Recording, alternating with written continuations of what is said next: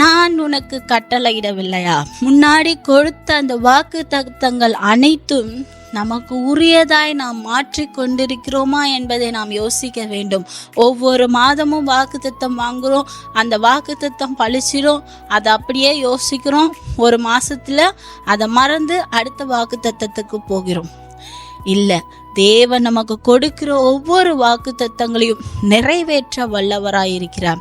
அதை தான் இந்த இடத்துல தேவன் சொல்லுகிறார், நான் உனக்கு கட்டளையிடவில்லையா? ஒவ்வொரு வாக்கு தத்தத்திலும் ஒவ்வொரு கட்டளைகளை சொல்லுகிறார். நீ இதை செய், நான் உனக்கு இதை செய்கிறேன் என்பதுதான் வாக்கு தத்தம். நீ இந்த காரியத்தில் உறுதியாயிரு, நான் இந்த இடத்துல இந்த விஷயத்தை செய்து கொடுப்பேன் என்று உங்களுக்கு நிச்சயமாய் ஒரு பத்திர பதிவு செய்வது போல தேவன் நமக்கு கொடுக்கிறது தான் இந்த வாக்குத்தத்த வசனம். அந்த வாக்குத்தத்த வசனத்தை நாம் பிடித்து கொண்டு அதை சரியான முறையில் செயல்படுத்துவோமே ஆனால் அந்த வாக்குத்தத்தம் நம் வாழ்க்கையில் நிறைவேறும்.